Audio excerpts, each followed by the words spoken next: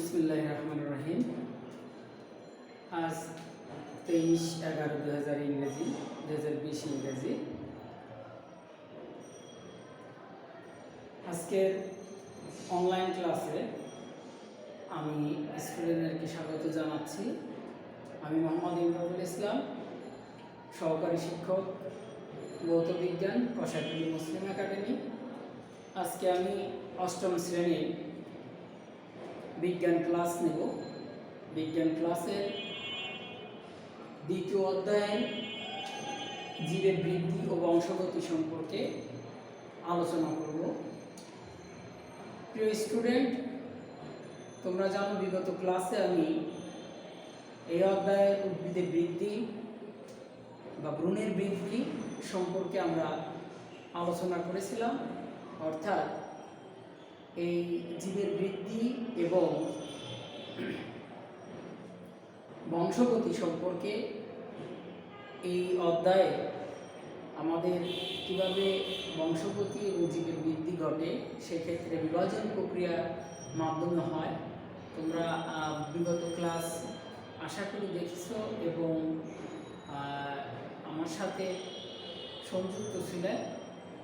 আমরা সেই ক্লাসে দেখিয়েছি যে কীভাবে কোন প্রক্রিয়ায় বা কোন বিভাজনের মাধ্যমে জীবের বৃদ্ধি ঘটে। এখন আমি আজকে যেটা আলোচনা করব বিষয়টা হচ্ছে বংশগতি। আমরা এক জীব থেকে আর এক জীবে কীভাবে তার বংশ পরম্পরায় টিকে থাকে সেই সম্পর্কে আজ আলোচনা করব। আমি গত ক্লাসে মাইটোসিস আর মাইটোসিস বিভাজন সম্পর্কে তোমাদের আলোচনা করেছিলাম। আজকে আমি এই অধ্যায়ের মিওসিস এক বিভাজন, সেই মিওসিস বিভাজনে আমি আজকে আলোচনা করব। মিওসিস বিভাজনের মাধ্যমে জীবের পূর্ণাঙ্গ বংশগতি এবং বংশ পরম্পরায় যে টিকে থাকার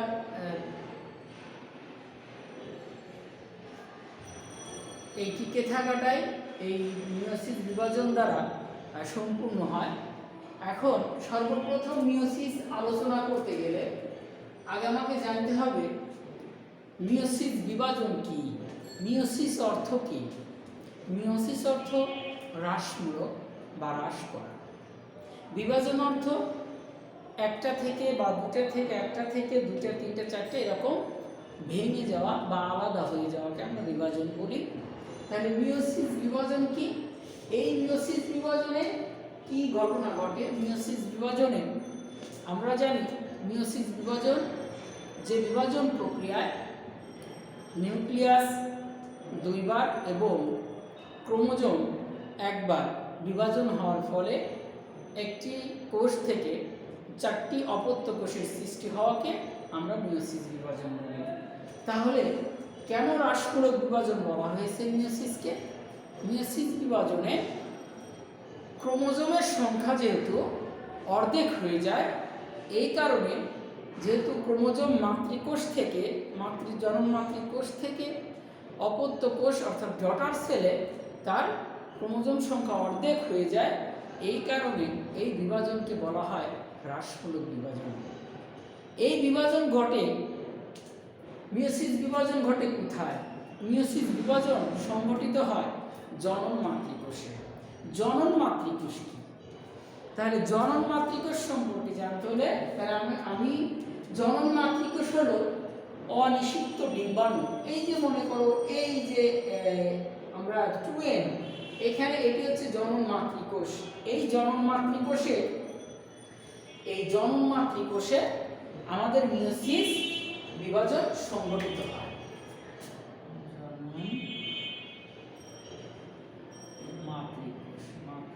তোমরা লিখে নাও, এটা জনন মাতৃকোষ। তাহলে জনন মাতৃকোষ থেকে কিভাবে আমাদের ক্রোমোজোমগুলো আলাদা হয় সেই ঘটনা আমি একটা চিত্র এঁকে দেখাইছি। যে এটা হচ্ছে মিওসিস কোষ বিভাজনের নমুনা। এই মিওসিস কোষ বিভাজনের নমুনাকে দেখো, সর্বপ্রথম এই এনগুলাকে বলা হয় হ্যাপ্লয়েড। Haploid, haploid. আর এটাকে বলা হয় ডিপ্লয়েড, ডিপ্লয়েড, ডিপ্লয়েড। হ্যাপ্লয়েড কি? হ্যাপ্লয়েড হলো যে যে প্রক্রিয়ায়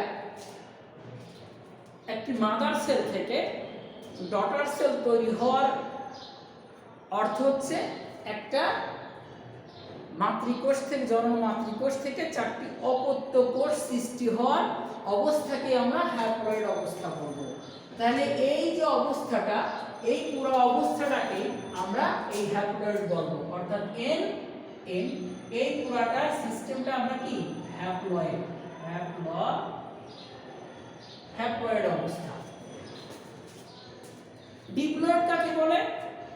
যে প্রত্যেকটা হ্যাপ্লয়েড যদি দুটি হ্যাপ্লয়েড একসঙ্গে মিলন ঘটায় তাহলে সেই অবস্থাকে আমরা কি বলবো? ডিপ্লয়েড অবস্থা বলবো। এই এন আর এন যদি মিলিত হয়, দেখো এই এন আর এন যদি মিলিত হয়,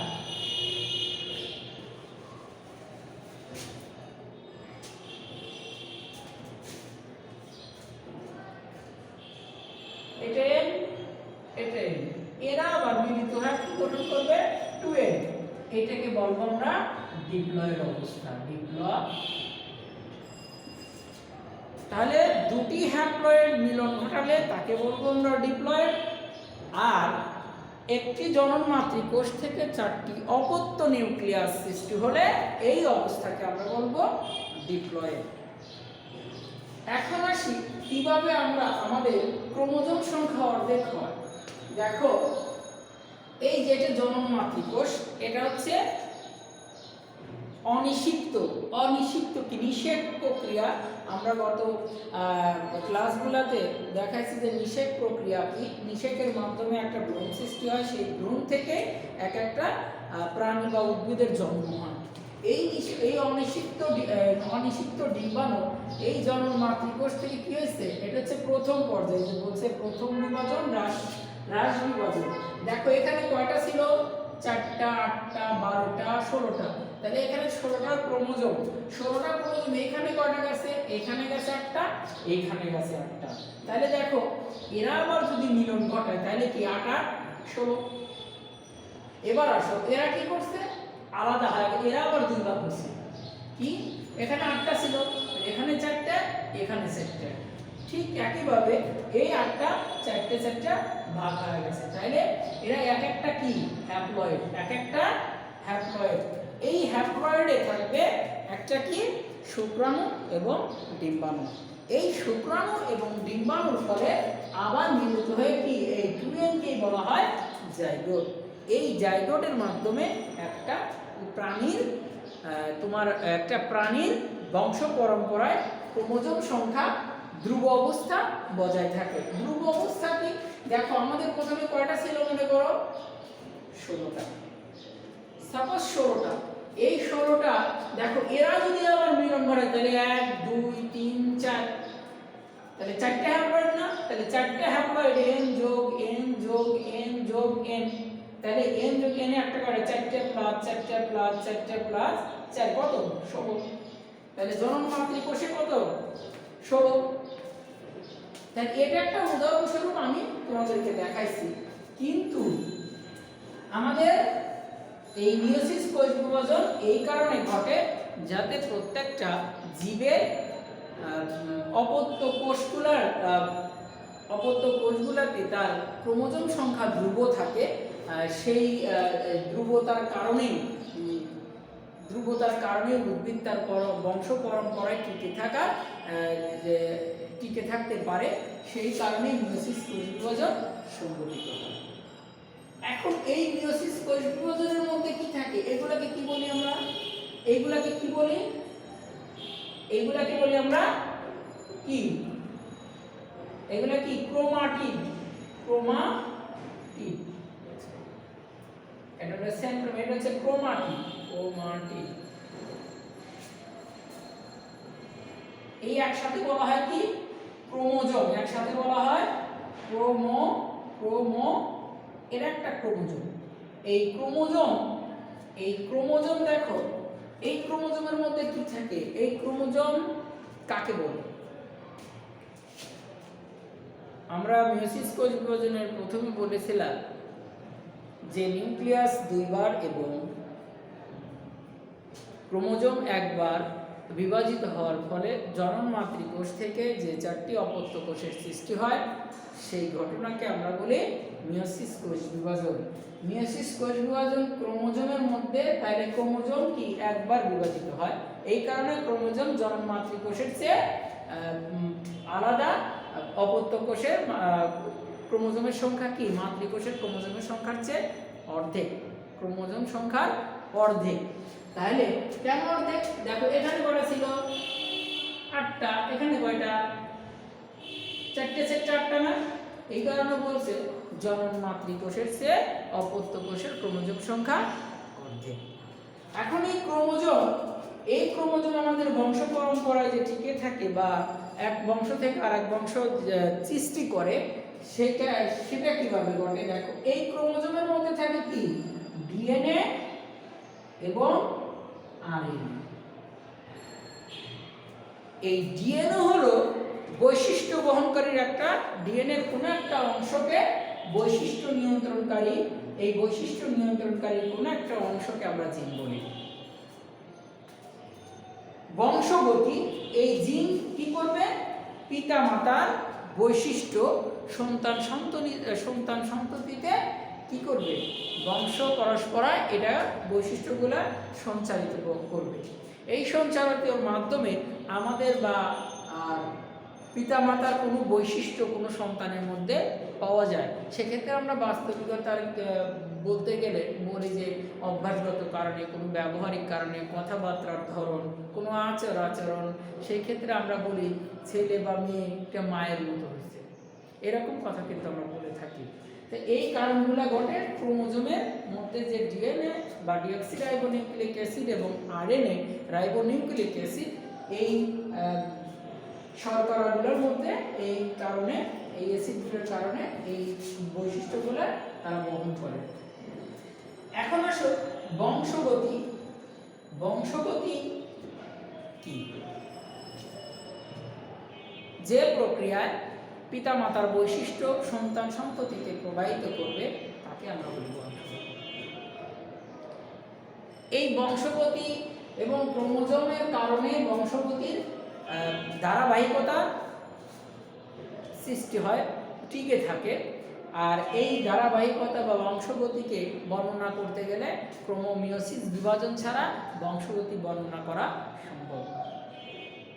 তাহলে আমরা কি আজকে বললাম কি মিয়োসিস অর্থ কি? মিয়োসিস অর্থ হ্রাসমূলক বা হ্রাস করা, বিভাজন অর্থ ভেঙে যাওয়া বা অন্য কিছু একটা থেকে অনেকগুলো সৃষ্টি হওয়া, ভেঙে যাওয়া বলবে। তারপরে বলছি আমি বংশগতি, তারপরে বলা হয় হ্যাপ্লয়েড কি, ডিপ্লয়েড কি, কিভাবে মিয়োসিস কোষ বিভাজন সংঘটিত হয়, একটা 4টি অপত্য নিউক্লিয়াস সৃষ্টি হয়। তাহলে মিয়োসিস কোষ বিভাজনের বৈশিষ্ট্য: 1, নিউক্লিয়াস দুইবার বিভাজিত হবে, ক্রোমোজোম একবার বিভাজিত হবে। একটা জনন মাতৃকোষ থেকে 4টি অপত্য কোষের বা ডটার সেল তৈরি হবে। এই মিয়োসিস কোষ বিভাজন জনন মাতৃকোষে সংঘটিত হয়। মিয়োসিস কোষ বিভাজনের মাধ্যমেই বংশগতিকে বর্ণনা করা যায় এবং এই বংশগতি বংশ পরম্পরায় টিকে থাকতে হলে মিয়োসিস কোষ বিভাজন অপরিহার্য।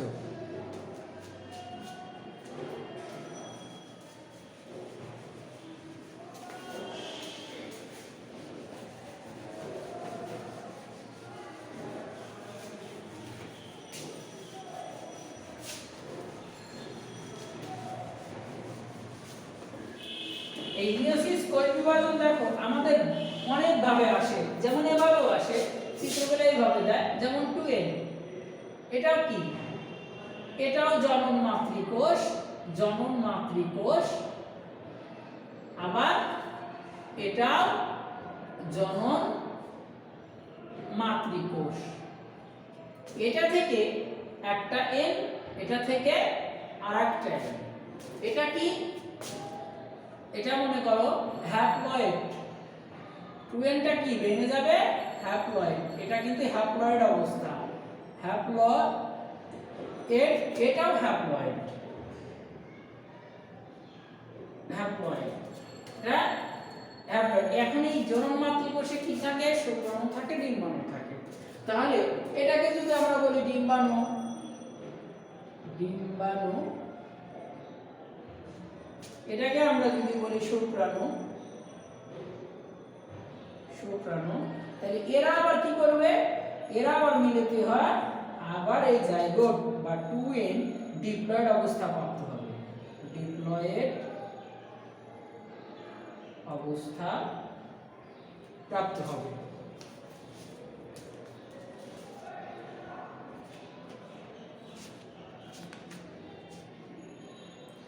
তাহলে এই যে ডিপ্লয়েড অবস্থা প্রাপ্ত হবে, এই পর্যায়ে কি হয়, নিষেক হয়, নিষেক। তাহলে এটা ছিল কি, অনিষিক্ত ডিম্বাণু, এটা হচ্ছে অনিষিক্ত ডিম্বাণু, জনন মাতৃকোষ হচ্ছে অনিষিক্ত ডিম্বাণু। তাহলে আমরা এই অধ্যায়ে বুঝতে পারলাম যে কিভাবে এই জনন মাতৃকোষ কোথা থেকে মিয়োসিস বিভাজন সংঘটিত হয় এবং কিভাবে জনন মাতৃকোষ বিভাজিত হয়, একটা কোষ থেকে 4টি কোষের অপত্য কোষের সৃষ্টি হয়। সেই অপত্য কোষে ক্রোমোজোমগুলা কি থাকে, নির্দিষ্ট থাকার ফলে প্রত্যেকটা অপত্য কোষের বৈশিষ্ট্য একই এবং তার পিতামাতার অবস্থা থেকে কিছুটা হলেও মিল পাওয়া যায়। এইভাবে আস্তে আস্তে পরবর্তী বংশানুক্রমে এইভাবে বংশগতি বৃদ্ধি পায় এবং উদ্ভিদ এবং জীবের বৃদ্ধি এবং বংশ পরম্পরায় সৃষ্টি, এই মিয়োসিস বিভাজন এই কারণে গুরুত্বপূর্ণ। তাহলে আমরা এই অধ্যায় থেকে উদ্ভিদের বৃদ্ধি, কিভাবে নিউক্লিয়াস এবং ক্রোমোজোম বিভক্তি হয়, কিভাবে একটা থেকে দুটি বা সমগুণ সম্পন্ন অপত্য কোষের সৃষ্টি হয়, আর একটা বিভাজনের মাধ্যমে একটা থেকে 4টি অপত্য কোষের কীভাবে সৃষ্টি হয়, সেই 4টি অপত্য কোষ কীভাবে তাদের বৈশিষ্ট্য বজায় রাখতে পারে এবং কী কারণে বৈশিষ্ট্য বা তাদের আচার আচরণ একই রকম জনন মাতৃকোষের সাথে কিছুটা মিল থাকে, আমরা এই অধ্যায়ে আলোচনা করলাম। তাহলে আজকের ক্লাস এখানেই শেষ করছি। আগামী ক্লাসে হয়তো অন্য অধ্যায় সম্পর্কে আমি আলোচনা করব। ক্লাস শেষ করার আগে আমি তোমাদেরকে একটা উপদেশমূলক কথা বলবো। বর্তমানে আমরা সবাই জানি এক মহামারীর মধ্যে আসছি, যে সেটা কি, করোনা ভাইরাস। সেই ভাইরাসে এ পর্যন্ত বাংলাদেশে 6000-এর উপরে মানুষ মারা গেছে, বহির্বিশ্বে অনেক মানুষ মারা গেছে, অনেক মানুষ আক্রান্ত। আমরা সবাই, শীতের সিজন, অলরেডি শীত পড়ে গেছে, আমরা সবাইকে নিজে সুস্থ থাকব, নিজে স্বাস্থ্যবিধি মেনে চলব এবং অপরকে স্বাস্থ্যবিধি মানার জন্য এটা বলবো। একটাই কথা থাকবে আমাদের, নো মাস্ক নো সার্ভিস। আমরা যখন বাইরে বের হব মাস্ক পরিধান করে বের হব। পরিবারের প্রত্যেকটা সদস্য এবং আমরা যারা ধনাঢ্য ব্যক্তি আছি, যারা মাস্ক ব্যবহার করে না, সচেতন না, তাদেরকে মাস্ক প্রয়োজনে কিনে দিয়ে তাদেরকে ব্যবহার করার জন্য আমরা বলবো। আমরা নিজে সচেতন থাকবো, অপরকে সচেতন রাখার চেষ্টা করব এবং নিজে সুস্থ থাকবো, অপরকে সুস্থ রাখবো, পরিবেশকে সুস্থ রাখি এবং নিজেরা সুস্থ থাকি। আল্লাহ হাফেজ।